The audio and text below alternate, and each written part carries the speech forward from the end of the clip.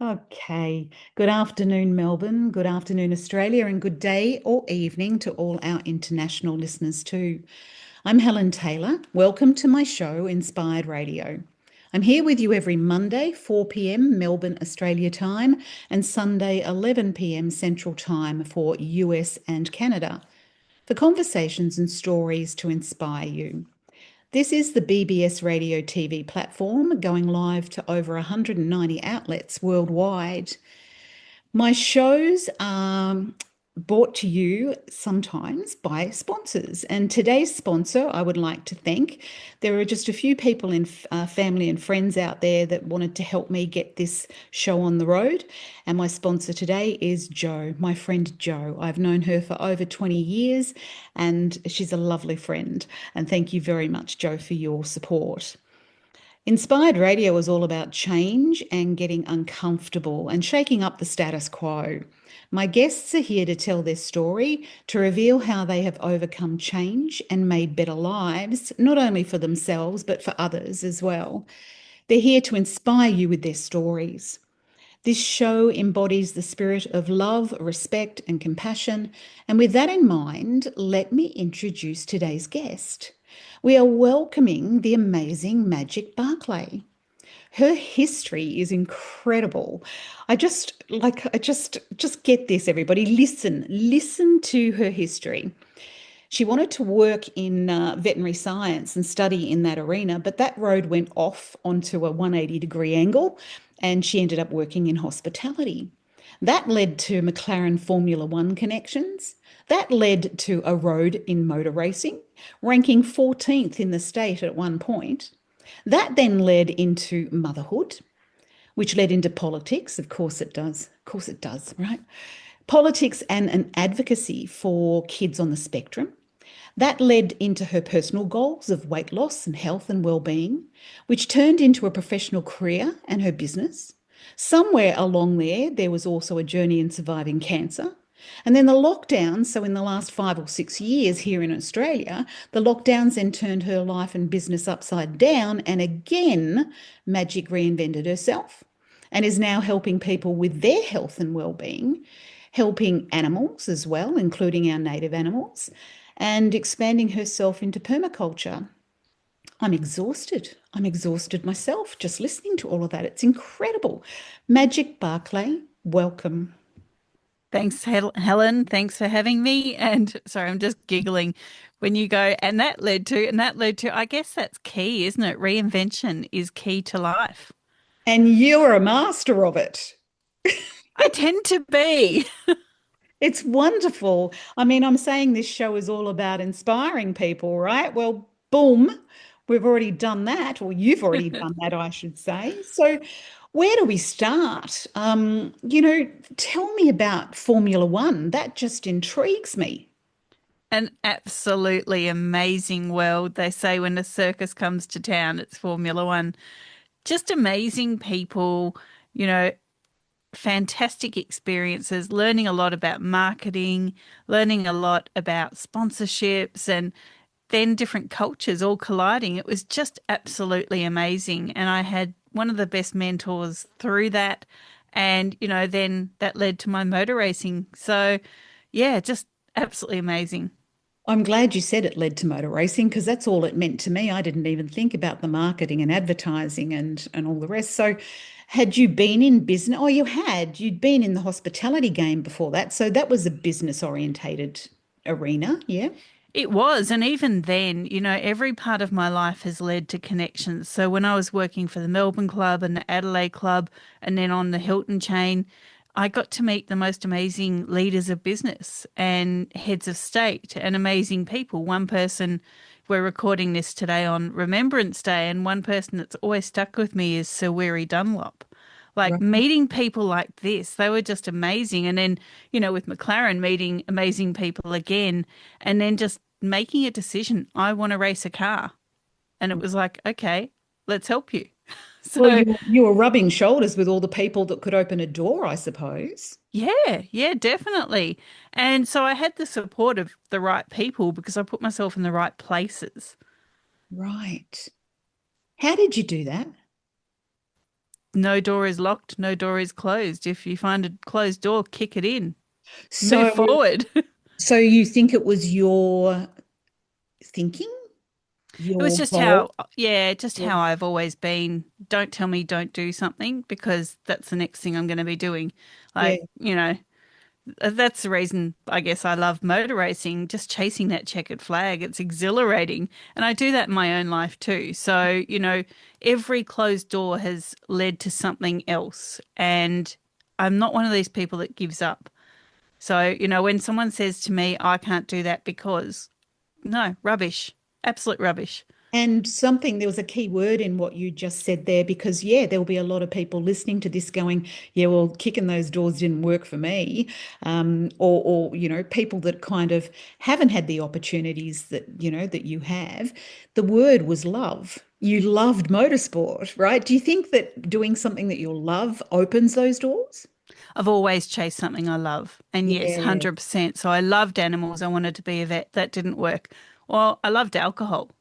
I'm going to say it, I was young, teenager. I loved alcohol and I loved food and I loved amazing meals. I could appreciate an amazing meal or a cocktail in front of me. Okay, what am I going to do? I'm going to give that love to other people. So, I went into hospitality and then I met McLaren and I loved motor racing. I'd always loved it. Mm, So, chasing love, things that you love, not chasing a person to love, but things that mean something to you, yes. that's what helps you kick those doors in. Yes, that's why I mean, I've figured some of those things out in my own life. And when you have, I'm listening to your story and I'm thinking, I can see her sliding doors. Remember that movie? Did you ever see that years ago, That Sliding? was, yeah, that was a really good movie. Gwyneth Yeah. Paltrow and I don't know who else was in that, but it was a very good analogy because listening to you, it's like when you opened up one door, you had all these experiences, and those experiences led you to something else that you loved, which had opened up another door. I mean, it's simplifying it, I know that, but because I mean, going through those processes wasn't always just love and success. There was also, a bit of hard work going on there as well. But it is, when you look at the overall picture, it's like sliding doors, isn't it? Very much so. And for any listeners that are thinking, well, when the sliding door opens for me, I feel lost or trapped or whatever, it's okay to feel scared and it's okay to have a little cry. I've done that nearly every single time something's happened. And Yes. it's okay to spend a moment to dust yourself off and pick yourself up. You don't have to be racing through that door. If you're crawling through it, that's okay. And that's But a you've good got to take point. a chance. Yeah, that's a really good point, right? Because I call it just the waiting room. I just call it the waiting room. In between different cycles in my life, like in yours, there is a waiting room where there's not much going on. There's not much going on, is there? Just Yeah, a little look, while. there's definitely days you're going to think nothing's ever going to come of this. I'm Mm, putting it out there, but nothing's coming of it. Things are never happening. The right people aren't seeing me. And that's when you've just got to push it and chase it, make yeah. it happen. Or keep your focus. Yeah. Keep your Yeah, focus. Keep your yeah, focus. definitely. Yeah, absolutely. Absolutely. That's wonderful. Oh my gosh. That's wonderful advice. Thank you. Thank you. So tell me, so McLaren Formula One, oh my gosh, 14th, ranking 14th. Go you. Go you. Fabulous. And then that led into motherhood, right? Motherhood, politics, and advocacy for kids on the spectrum is what I said. So Yeah. tell us a little bit about that. What is that all about? So my first son was always very different. I didn't know what it was. Yeah. He reminded me of my big brother, but again, I didn't know what it was. And then when my second son was born with major physical difficulties, Mhm. we went to a playgroup, an early intervention playgroup for the second boy. And my first had a meltdown while we were there, full on tantrums, smashing things, trying to hurt other children. I could only just calm him down. Mhm. And a wonderful lady there running the early intervention group put her arm around me and said, "Oh, he's got Asperger's." And Oh I my went, gosh. "What? What's he got? What?" Isn't that wonderful though that I mean that it happened in that environment so it got recognized for you. Yeah, everyone else had told me he's just a naughty boy. He doesn't do what he's told, and I knew something else was going on. I've seen this with my brother. So, yeah, when I got told he has Asperger's, throw myself into what is Asperger's, what Right. is autism, what is going on. Both my kids are on a spectrum, Hmm. and learning a lot about how I could help my kids in a way that wasn't foreign to them. It may have felt foreign to me, but it wasn't foreign to them. Give them an opportunity to learn the way that they need to learn. That's And beautiful. yeah, we still live together and we've still got a very good bond. I intentionally try to drive my eldest son nuts at the moment, because, it's fun. We um, we were planting some plants just yesterday and I planted one crookedly. It's not perfectly in line with the others, and I knew he was about to walk past it. And he looked at it and he stopped and he goes, Mum. And I said, Yes. He said, Did you do this on purpose? And I said, Would it bother you if I did? And he said, Yes, you know it. And off he ran to get his ruler. He dug up the plant and he put it in perfectly straight. So now it's perfectly straight by the ruler. Yeah. And you know what? I had a giggle, gave me something to do.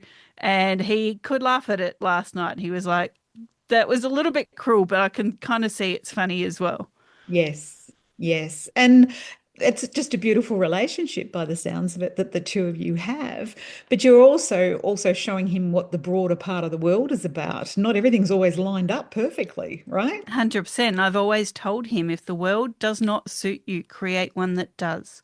Ah, Make it I happen. love that. Now you're talking my language. I love that. That's beautiful. All right. So that led you into that arena, and then you became a part of carers, Victoria, those sorts of things. Yeah, so I helped write the Autism State Plan in Victoria. I helped Mm. on the board with Carers Victoria in the governance committee. Yep. And I really learnt how to be a voice for my kids because it just wasn't out there. How I long helped ago were we run. talking about? Sorry, how long? Oh, no, that's okay. Probably late 2000s, all this started. So, Yeah. okay, so yeah, I'm the same as you. I'm just going blank on figures. Yeah, no, I would say late 2000s. And then I campaigned for an autism school in Geelong where we were living Yep. and, really threw myself into all of that. Ended up homeschooling my eldest because none of the state schools could provide a curriculum that was Asperger friendly and focused. And so homeschooled him. That was a great experience. The other one, part homeschooled through high school. And, now I've got two amazing young adults.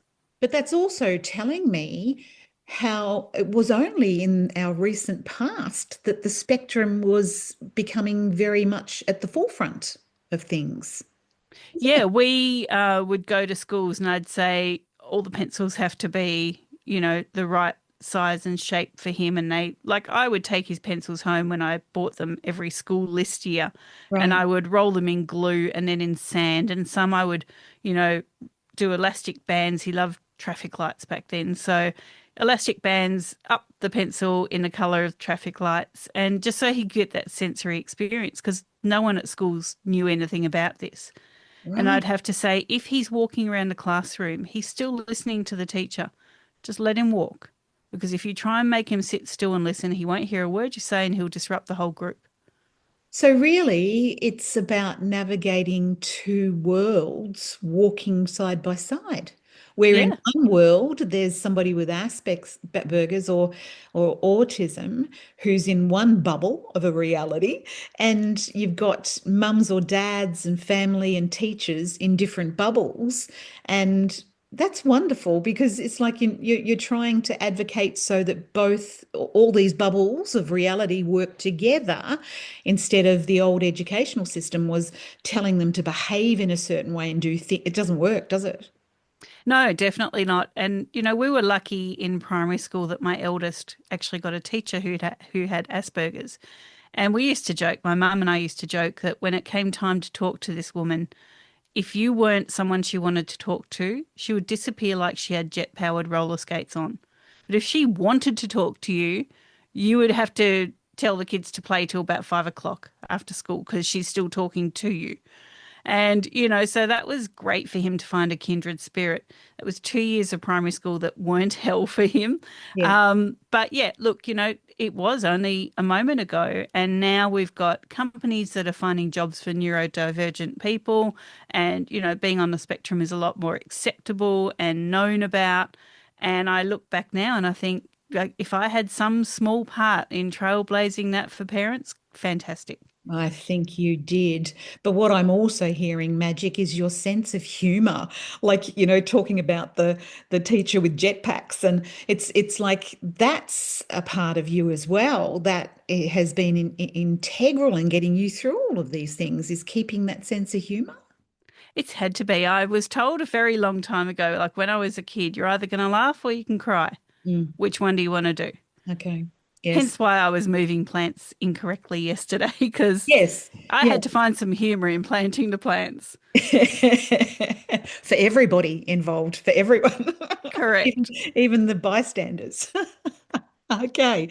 So how did politics get into that? Or was politics starting these particular like NDIS and Care Victoria? Was it that is that what you're talking about with politics?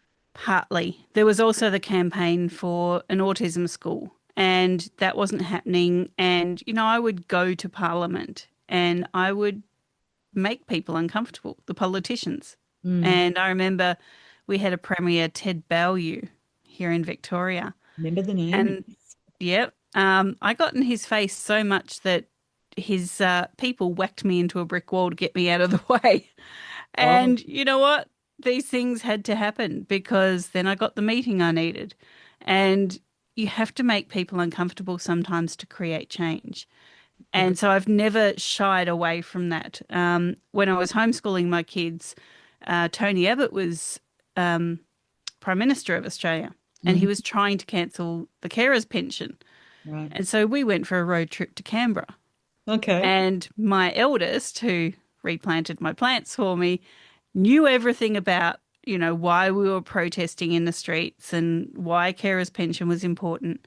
And so here he was standing in this beautiful Parliament House in Canberra. I don't know if anyone's ever been there, but it's lots of marble and opulence, and it's a very grand place. Hmm. And this pint-sized little young teenager was screaming at the top of his lungs, "Look at all this, gold, uh, gold leaf and marble, and yet you want to cancel my mum's pension.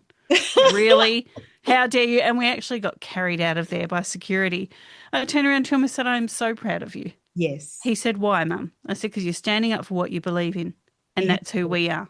He has a voice. Absolutely. I love it. You're a woman after my own heart. That's why I'm doing these shows, is to give people a voice.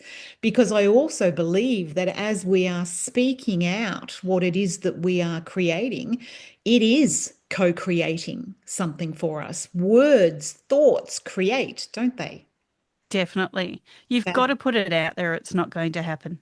Yes, yes. You can sit around and think about it all day, can't you? But you've got to take some action, and even having a conversation is good action. Yeah.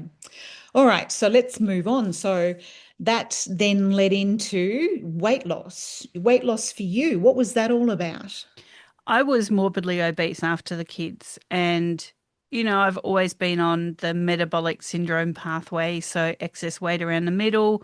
I've always had high cortisol, um, insulin resistance going into pre-diabetes, and my kids have always been my driving aspect. So when one of them threw his arms around me and said, "Mummy, all I want for Christmas is to be able to put my arms around you," Oh, like that was the moment yeah. I went, "I am too big." That's a message and a half, isn't it?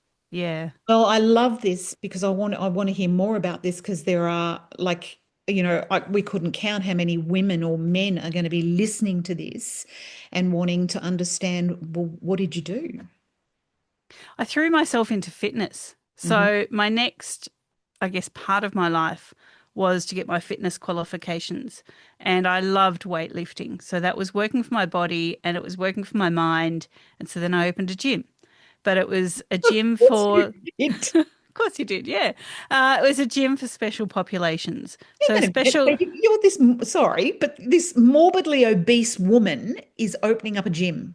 yeah, well, I wasn't morbidly obese by the time I was opening the gym. I Right. was lifting weights for 3 to 4 hours a day. So you So, got into the fitness first and you yep. started to find a new body and a new form. Yeah. Yeah, and then be inspired to help other people to do the same. Right. So, in the fitness world, special populations of people with disabilities, elderly adults, young kids, people with chronic weight issues, chronic health issues. So, that was what my gym was focused around. There were no mirrors in it for a reason. The worst Right. thing when you're a big person and you are working out and you have body dysmorphia about your body already is to see yourself in a mirror.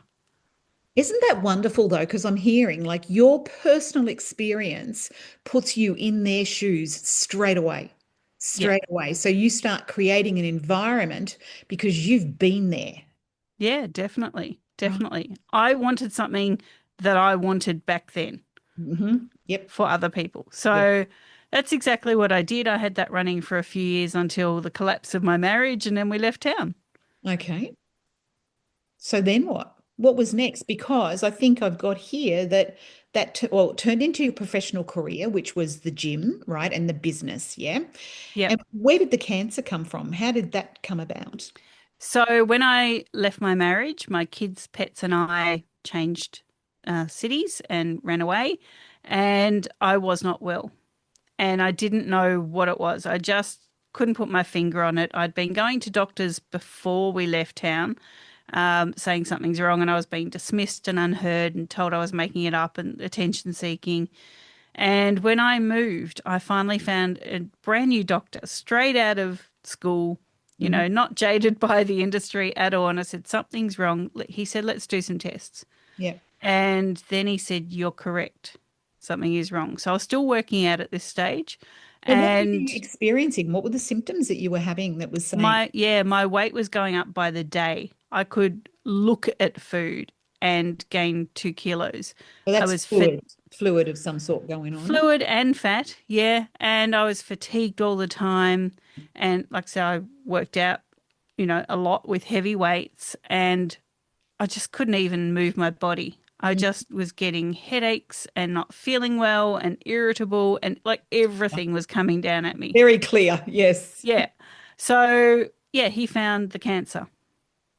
And that was a big moment for me. It was like, I can't keep doing what I've been doing. All this stress over all this time has mounted up to the point where my body's gone, we're not doing this. Hmm. Okay. So where was the cancer coming from, do you think? Because you'd bettered your health, you'd bettered your lifestyle, your nutrition had you as well with Yeah, like yeah. eating. You were making yourself better, and then sickness turns up. How does that So, work? yeah, cancer is a cluster of dead cells. So, there's a process in the body called autophagy, which is the cleaning up of cells. All cells have a lifetime. Yep. Now, the body's supposed to be able to clear these dead cells. Cancer is when there's too many and they're put basically in a rubbish bin with the lid welded on.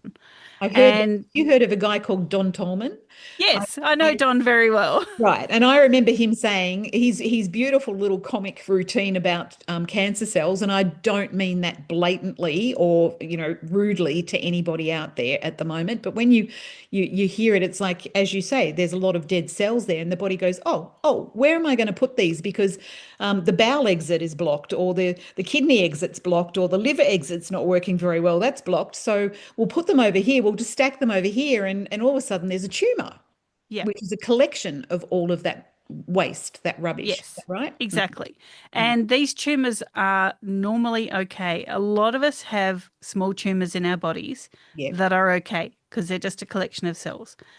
But mine wasn't okay. And so it was in my thyroid. It was on the back of the right side of my thyroid.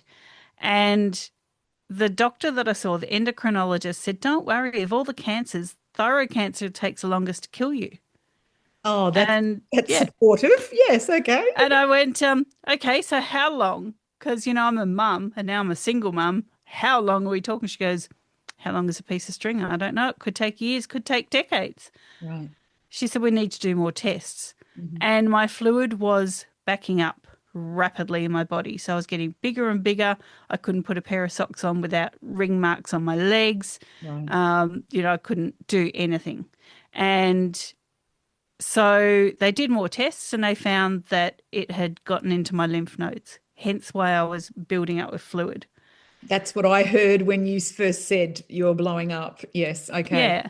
So So lymphoma. once it's in your lymph nodes, it's termed stage 4. It's not always terminal at stage 4. So people say, "Oh, I've got stage 4 cancer, that's it. I'm done."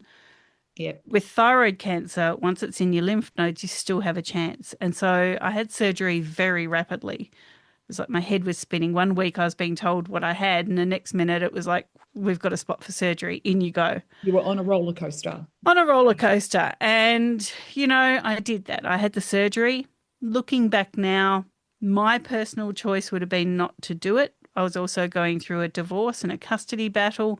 And I was being told by my lawyer, if you don't do the surgery, they're going to say you're not being a good mum, you're not putting the kids first. So I kind of was browbeaten into surgery. But it Yeah. was the right thing at that time. Sure. So I Hindsight. had Hindsight's a beautiful thing, isn't Oh, it? isn't it? Isn't it?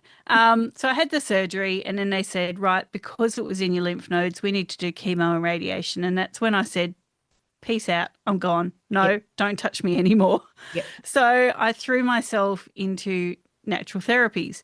And that's where I met Don Tolman, who you mentioned just Oh, before. okay. Okay. Yes. Yes. So, So yeah. you were already forearmed to a certain degree about health and the way the body works as well, though, weren't you, through the fitness industry and those sorts of things? So when you said no to chemo and radiation therapy, you were making more of a calculated assessment there based on what you'd learned and what you knew about yourself and health. Is that right? To an extent, yes. Yeah. I just didn't want any more toxicity. And I actually spoke to someone who did administer the radiation. And he said, where your cancer is, if I was to radiate you, you could lose your jaw or your collarbone because I can't get just that section. They can't just target one Yeah. piece. And I went, well, that's not okay. No, it's not. No. And then I looked into chemo and I read all the studies that say chemo can spread cancer. I'm not saying to anyone listening, don't get chemo, but do some research. Yes. And I thought, these studies are scaring me. I'm not doing that. So I did fasting and I became vegan for many, many years. And I did what I needed to do for my body. Mhm. Unfortunately, because they took my whole thyroid, not just the side they were going to take, I was starting to get endocrine problems. So my hormones were out of whack. The thyroid is a very important The organ in the poor old body. body was trying to adjust because one big gland had been taken. Yeah, definitely. Right. And, this is a big gland that kind of makes all of your hormones It's the master balance. And gland. Let's say it out yeah, let's loud. say that. And it talks to all the other systems of the It does. body. And so now I didn't have this. Mm. And I was put on medications. You'll be on this for the rest of your life. And that wasn't working for me. Yeah. And so I looked into what thyroxine was. And it's a T4 only compound. Now, your body, T4 is only one of your thyroid hormones. Yep. So your body needs several. There's Right. T3, T2. And so I looked into natural desiccated thyroid, which is a T3, T4 compound. And that's better for my body. So I went on to that. And then I had to go through finding doctors every time I needed a script and explaining to them what natural desiccated thyroid or NDT is, why I don't want thyroxine, and why they need to write this script handwritten on a script form. So you not only had to do the education yourself or the investigation yourself, you had to then start educating the professionals that were around you.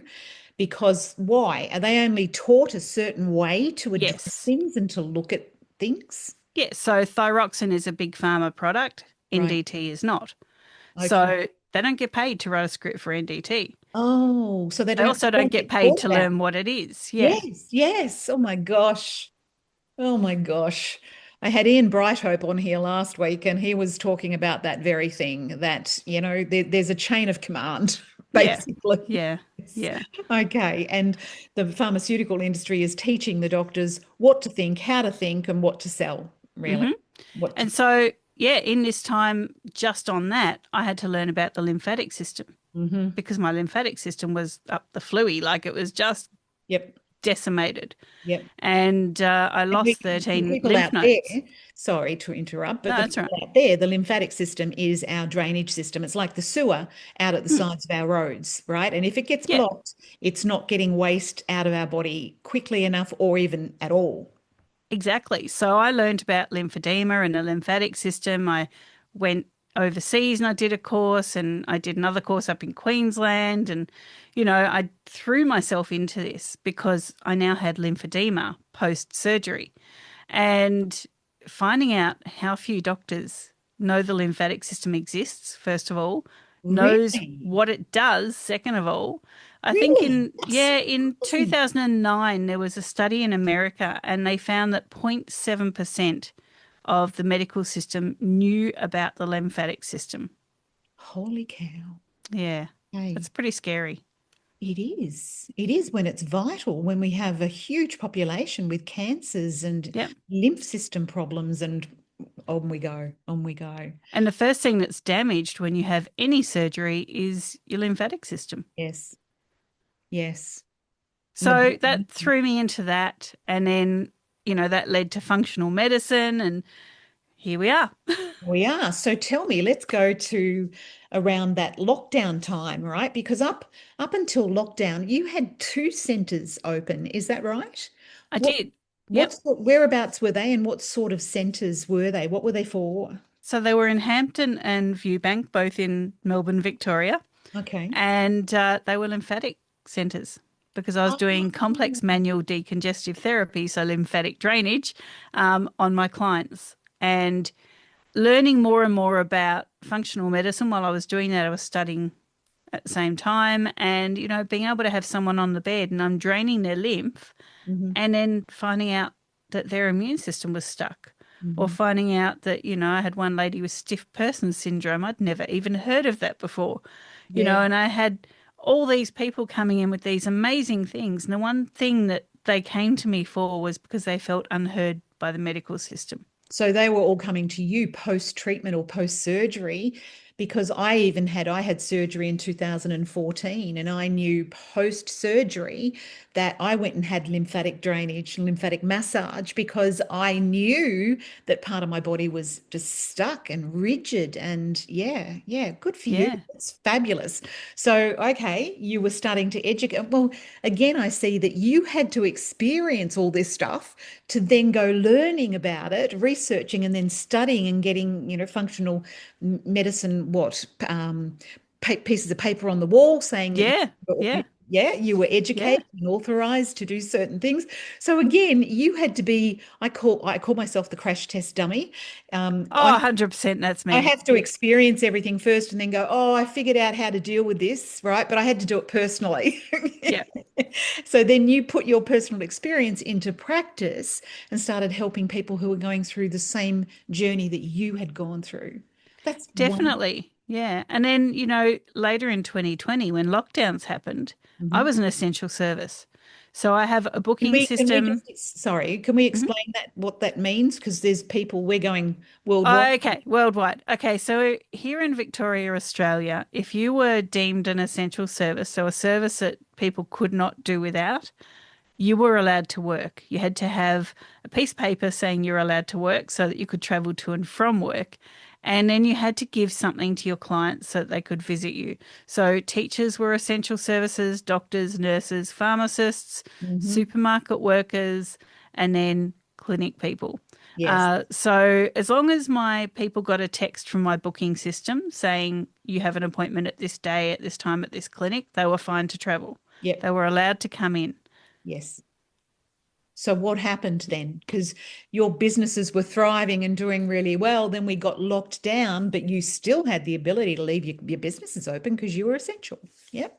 I was essential, but people were scared Right. because they were getting stopped by police and just the draconian methods here in Melbourne were insane. Actually, And that's a good point, because um, even though I had an open view of the whole COVID arena, and the pandemic or the pandemic or whatever anybody wants to call it, that, I felt trepidation when I had to walk outside that door because we were being bombarded with, kind of,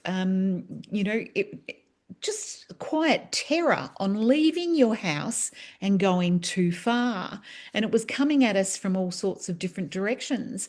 And if you turned off your TV and you didn't listen to the radio and things like that, you still had everybody around you who was either looking down at you because you didn't have a mask on, or trying to walk, meters and meters away from you and circumnavigate you. The fear it was palatable, wasn't it? It was. And if you've got someone that's got chronic illness and they already feel pretty crappy about themselves, Yeah. and then you throw some police in who are being heavy-handed and saying, "What are you doing here? And show me your license and show me your piece of paper to travel or Yeah. whatever, or this text or whatever." Kind of you just don't want to deal with it. And so Well, this is what was happening. they're already sitting on the edge, aren't they? Like mentally and Yeah, stress and just handling their illness and things. It only takes a little bit like that to tip them over the edge, doesn't it it? did. And so what I found was I would be waiting at the clinic and people weren't turning up. Right. And so then I would get a text, "Can you do my session on Zoom?" Not really. I need to put my hands on your body. Yes. Like, not really. Talking will not move your lymphatic fluid. I can kind of tell you how to do it, but you're not going to get the same effect. So what happened? So What happened to your business? I closed one clinic, I Mm. kept one open. And then when that started getting quiet as well, I went, well, time to pivot. Let's Right. find a different way. Yeah. So what did you do? Well, I'd been studying functional medicine, so I shut down the clinics. Very sad to do that, but Yeah, I must. needed to do that. Mhm. And I pivoted online. So I just started doing functional medicine coaching Mhm. and working out, how do I do this now? How can I increase my reach, not lose money with overheads? Yeah. And, because that's what was happening for the past 12 months. Yeah. And how do I move forward? Mm. And knowing for myself that I didn't believe in what the whole COVID story was, I thought, I'm not going to be allowed to work in another clinic. So let's pivot. Well, like many others, you had to completely reinvent yourself, didn't you? And I did. what I'm hearing too is a similar journey that I had. I don't want to be reliant on those systems out there anymore.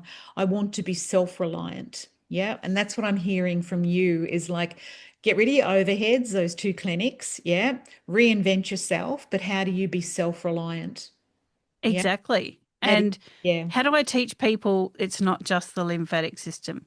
Mhm. Because to be honest, my clinics were keeping me just to one system, same as the gym was. It was keeping me to the muscular system. So, Okay. how do I teach people about all 13 body systems? How Mhm. do I do it in a way that's congruent with my lifestyle Yeah. and that helps people around the world? And you know what? Zoom's an amazing thing. Yeah. How? How so? I can do sessions all around the world now. I've got clients in the US, I've got some in England, I've got a lady in Canada at the moment. I had one in the Philippines not long ago, and I Wow. can do my coaching sessions, my mentoring with them, and teach them about all these body systems It via is Zoom. so inspiring. That is so wonderful, love, because, here you are having to close down two centers that were doing very well, reinvent yourself, but then you go international instead. Yeah. Yeah, it's like, you want to close a door on me? No, I'm going to kick it in.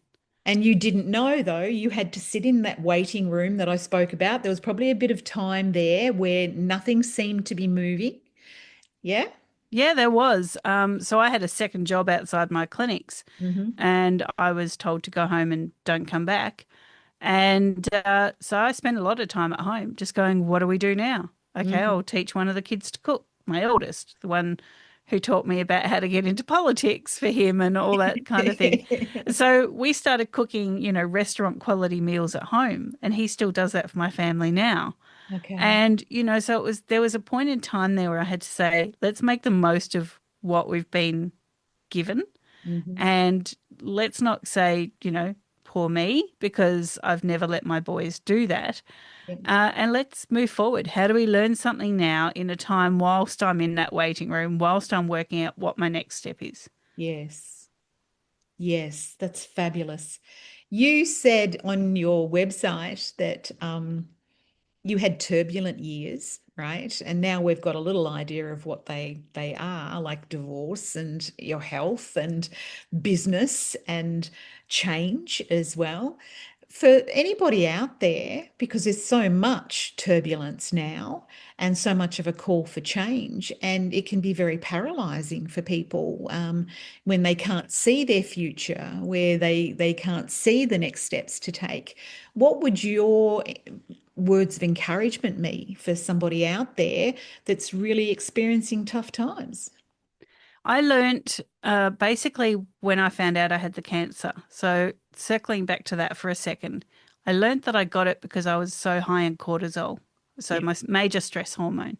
yep, And so I learnt with the turbulent times that I couldn't revisit my cortisol junkie syndrome, which was I need to be stressed all the time just to get something done, yep, because that's what I'd gotten used to, what my body had gotten used to.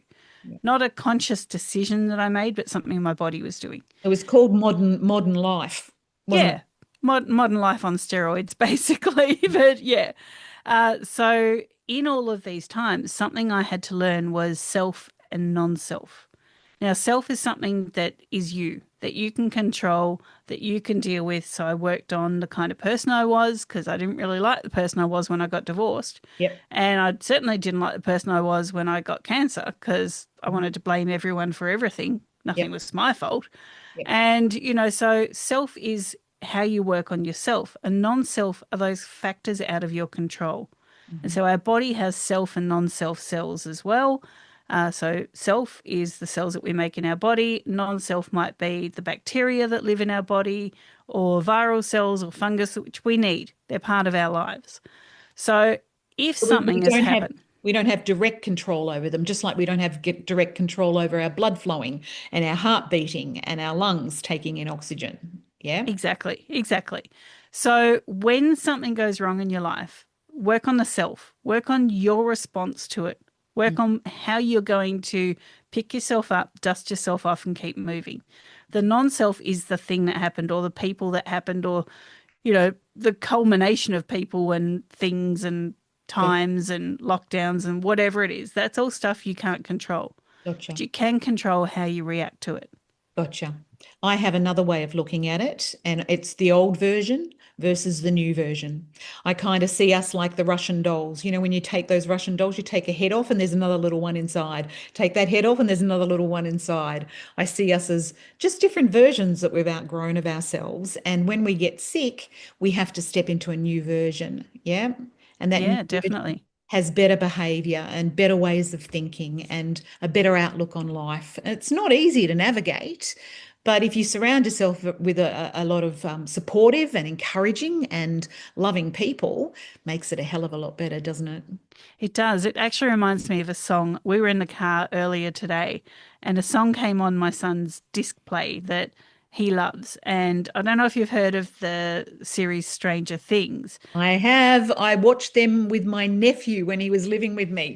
There Yes. you go. So there's an actor in there, Joe Keery, Hmm. and he plays Steve in Stranger Things. And he's put out a song a few years ago called End of Beginning. And there's a line in that song, and it is another version of me, I was in it. Hmm. And that's amazing. Another version of me, and I was in it. Yes, you Yeah. were, but you're not now. No, And no. that's okay. Absolutely, because I think that unconsciously we change ourselves a lot of times through our life, but we don't consciously do it. We don't give ourselves credit for not being the same version we were when we were in high school, for example, or not being the same version as the person who left school and started working. We've grown, we've evolved into a different version. So that's what you were doing with old self, new self, was starting to separate, yeah, past from future or past from present. Is that Yes, what it was? Yeah. yes, definitely. And Okay. so, part of my life is my family eating well. And Hmm. I've always had a veggie garden. Like every place I've ever lived, I've had a veggie garden. Even if it was just pots on a balcony, I've had a veggie garden. And I thought, how does this work? Like, you don't just put the seeds in and they grow and, you water them and there's food. Mm. It requires other things. How does this work? How can I learn more about it? So I learned about permaculture, Uh-oh, everybody. Magic's just opening up another door. right? So now we live on a farm and it's a permaculture farm. And Right. so there's 12 keys behind permaculture, but the main premise is using closed loops. So what this means is that everything can be used in a cycle or a circle. So we did a homeschooling lesson here a few weeks ago for a friend's child, and he has a disability and not great with reading and writing. So we did a worksheet called What Does My Poo Do? Okay. Let's And let's open up that door. All right. let's do that. So part of permaculture is everything has a use. Now we have indoor cats that have kitty litter. Hmm. Rather than just throwing the kitty litter out, and this is how I teach people in a very simple way the basis of permaculture. Yep. We use the kitty litter to keep the wombat who likes to harass our alpacas away from the fence line.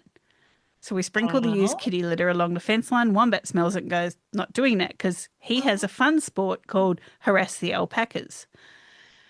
Now the alpacas have poo, and that gets spread around our chook yard because it keeps the foxes away that Oh, want to eat my chooks. sh- And then the chooks have poo, and that goes into the compost, which gets broken down and it goes onto my veggie garden to feed my veggies. And right. then the scraps and the veggies that we're cooking, like the carrot tops and things, the chooks get, so it makes eggs. And then the eggshells we crush and we put into the soil. We try to keep snails and slugs away, but it breaks down as calcium for the veggies, Mhm. and so on and so on. So Everything has a use. poo, different animal poo is a defense mechanism for other animals and birds and things, right? And you've learned Yes. how all that works. Wow. So permaculture is about using the natural ways This is from, nature. This is yeah, nature. from the life cycle, from the ecosystem, and how do we harness that so that one of the results is we can grow our food. Yeah. I love that because you said it's cycles and circles, cycles and circles. And I was thinking that the other day. We don't, I did a little YouTube myself just for people just pondering. I watched the cycles of the kangaroos. I've got acres outside my place here and I see the kangaroos out there. And the kangaroos seem to be most of the time eating or sleeping or grooming. There's really eating or lying around. And then I realized that most other animals do that as well. And I'm like, what the hell happened to us? What happened to us? We became so evolved that we devolved. And, Yeah. we're sitting here on Zoom, on the internet, in our offices, talking. Hmm. There's a whole world going on outside the human beings or the human doings. What I'm talking about, you got cancer because you were full of cortisol because you'd been running 100 million miles an hour for I don't know how many years, right? And operating out of nature. Exactly. Essentially, right? Where I started looking at just how animals were behaving and thinking, hang on a minute, I think we are supposed to lie around quite a bit. And I think we are supposed to graze with our food quite a bit. And I think that possibly we're not living in conjunction with nature. We're living against it. And these are the outcomes, really, is sickness and behavioral problems and things. Exactly. And just on behavioral problems and kangaroos, Mhm. kangaroos have a very strict community structure. I So know, I there's watch them out there and I try to figure out what they're all doing. so there's the buck male. He's the boss in charge. He's only in charge until someone else fitter, stronger, younger, more sexy to the girls comes along. Yes, But yeah. that young male has to prove himself. So he That's where has I to see them fight. physically take charge. Yeah, they're fighting out there and they arch their backs right back and they kick their legs out and then they box for a while and then they step back and take a moment. And when the big buck is usurped by a younger one, Mhm. he just goes, oh, okay, fair call, see ya. Move on, And off he goes. move He on. doesn't wage war and he doesn't keep fighting for his mob. Yeah, He's like, okay, and he will go off and find either another mob or he'll hook up with some other older bachelors yep, and they'll just live their lives in peace. yes. Sometimes he might join another mob, and kangaroos are great. If you're an old male and you find another mob, it's kind of like you bounce up and they go, oh, there's crazy Uncle Harry. Yeah, he can stay with us. That's Yeah. fine. Yeah. And, so the females all stay together and they create a community. They create a group, a mob. Everyone raises the children together, Yes. aunties, sisters, Yes. everyone's together. The females might go off in a small little school mob when they're trying to get their joeys out of the pouch, kick the kids out of home, Mhm. and they'll do it so that they're in a small group safely away from the male. And, they just have this community. Guess what Mm. we don't have now? I know we don't And have. they don't have behavioral issues. We do. No, no, I watch them out there and I look at the respect. Even when the bucks are fighting, it's a respectful fight. It's not getting in there and getting blood and dismembering somebody else. It's very civilized to watch, isn't it? It is. Mm. And they are very respectful. And, kangaroos, when they see a wombat coming, they know a wombat is all about himself in his ego and he will bowl them over if they're in the way. So they'll part like the Red Sea to let a wombat through the mob. Oh, But they will fight yeah. fiercely if a Yes. fox comes in to try and take one of the joeys. Okay. And, if a dog comes in, they will fight. There are Mm. male kangaroos that have been attacked by a dog, and, the people will scream, and you see them on Facebook posting, my dog got dragged into a dam and killed by the kangaroo. Okay, but your dog was going for the mob. Yep. This kangaroo, he did his job. Yep. And I'm so sorry about your dog, but shouldn't have been near the roos. Right. There's very few times that they will step outside their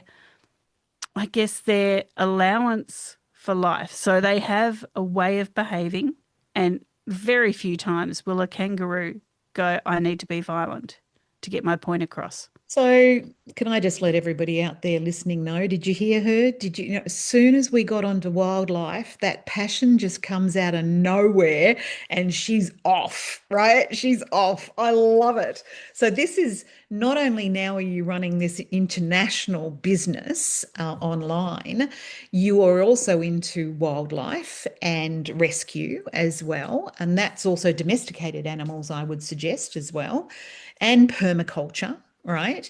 So tell people about your business and what you're offering in terms of functional health. What does functional health mean?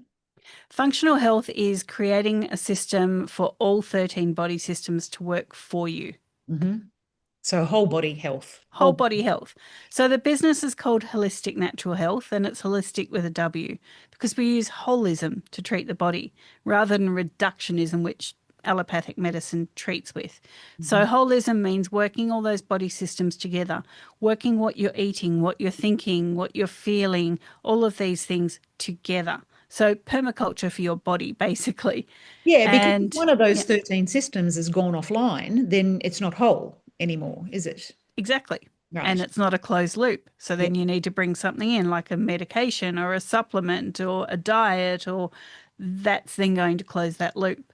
Mhm. So that's So, super important. yeah. So what sort of people are you helping? For those people out there, who are you helping? What sort of conditions and things? We help, sounds so broad and naive, but we help everyone. That'll We do. do. That'll do.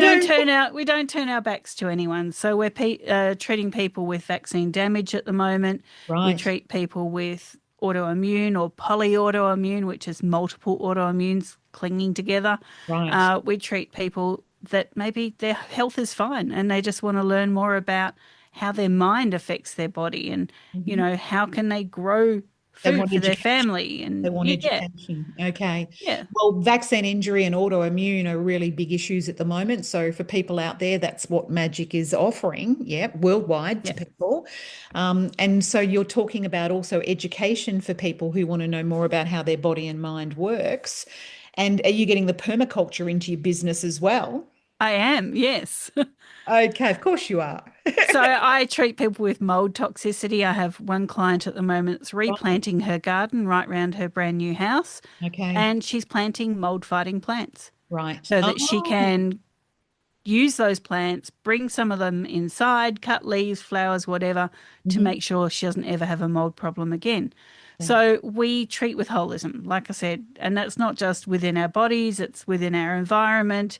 it's within our friendship groups, and our family groups, like the whole thing. It's all important. Okay, so you're just becoming, yeah, all encompassing. Yep, all these different little arms that you've got to your business. It's wonderful. So how do people get in touch with you, Magic? So people jump onto the website, which is www.holisticnaturalhealth.com.au. We are based in Australia and it's holistic with a W. We've got our podcast there, all of our links, our blogs, we've got quizzes, and then we've got a contact form. So you book and you send a contact thing in and it says RCA, which is root cause analysis, and that's your free call around the world. You get Right. sent a 37-page questionnaire, and then you make a cup of tea and you do the questionnaire. And then that gives us all of the history that we need to then be able to create a findings report. And then we do the call, go through the findings, maybe ask some more questions, and really help you comprehend what your body's doing and where some changes are that need to be made. Fantastic. And so you said podcast too, so they can have a little listen to you and get to know you even a little bit more than what they have in this last hour. But I'm pretty sure you've inspired a lot of people out there listening and sparked off some thinking, right? This is what's really good, having these conversations. Start thinking about things.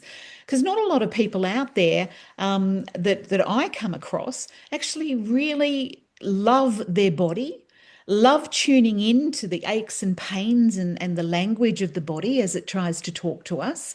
And a lot of people just want to go to an authority or somebody in a white coat or something and say, you tell me what's happening with my body. So you, with a holistic approach, are encouraging them to tune into their own body. Yeah, so we're the teachers. We Hmm. are practitioners, Yep. but we're your teachers. It's your Yep. body, it's your condition, it's everything is you. You're the one that needs to make the changes. We will, prescribe supplements in some cases, Mm. but it doesn't mean you're going to be on them forever. And it's just to You're a give you platform, aren't you? exactly. You're a little support platform for them to jump off. Yeah, so supplements are a temporary thing to just get your body moving and create the mechanism of action that maybe it doesn't know how to do or it's forgotten to do. Yeah. Whereas, your modern medicine is they are telling you what to do and they are prescribing something that they want you on for a very long time and you're not learning anything. You don't know how to stop it next time. You don't know Yeah. how to prevent that from becoming something else. And I was there too one day. So, to any listeners that are thinking, I don't know how to get off that cycle, you can.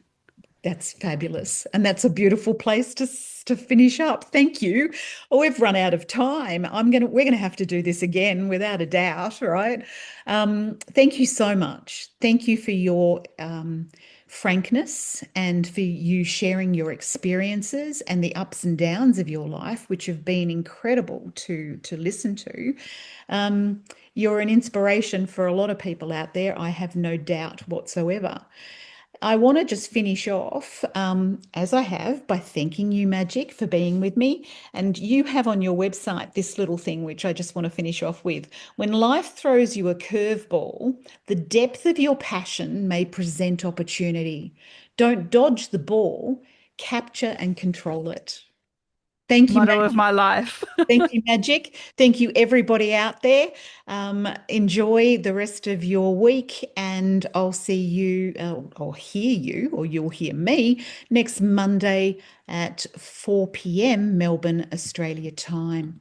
Thank you, everybody.